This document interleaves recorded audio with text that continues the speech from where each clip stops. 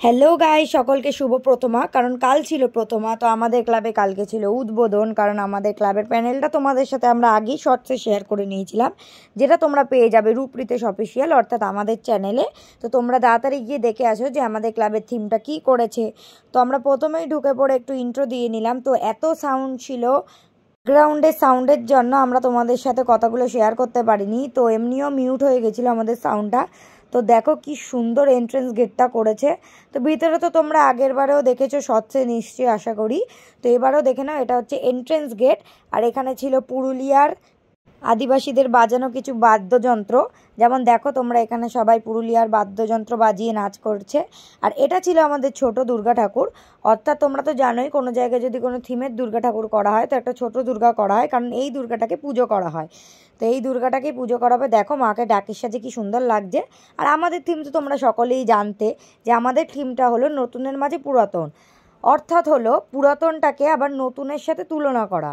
দেখো এখনকার যুগে রোবটকে মানুষ বেশি প্রায়োরিটি দিচ্ছে। তো রোবট মাছ কাটছে, রোবট বাটনা বাজছে।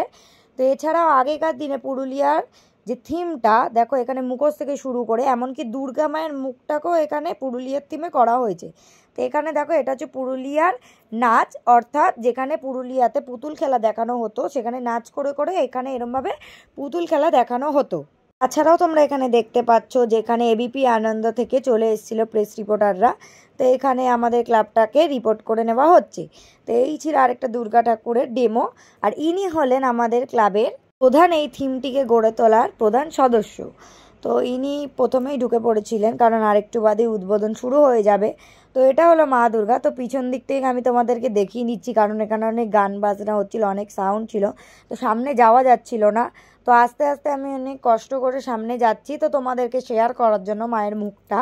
তো এটাই ছিল আমাদের পুরুলিয়ার থিমটার দুর্গা।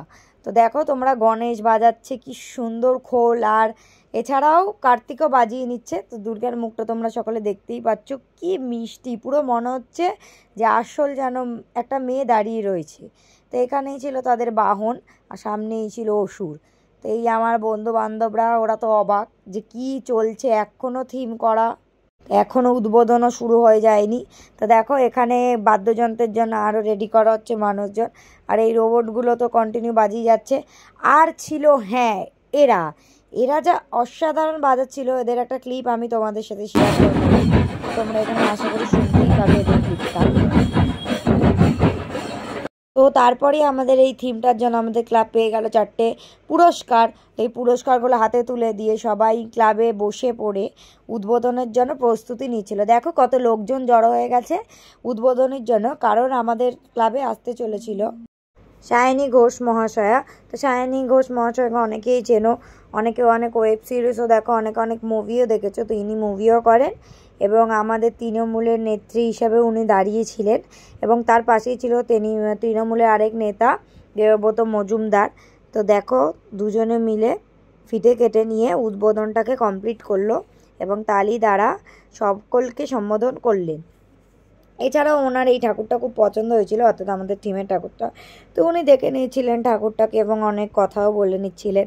এবং মায়ের উদ্দেশ্যে প্রদীপ জ্বালিয়ে প্রথমেই সায়নী ঘোষ মহাশয়া সমর্পণ করলেন নিজেকে। তার পাশাপাশি ছিলেন দেবব্রত মজুমদার, তিনিও কম যান না। তো তিনিও করে নিলেন উদ্বোধন মায়ের উদ্দেশ্যে প্রদীপ জ্বালিয়ে।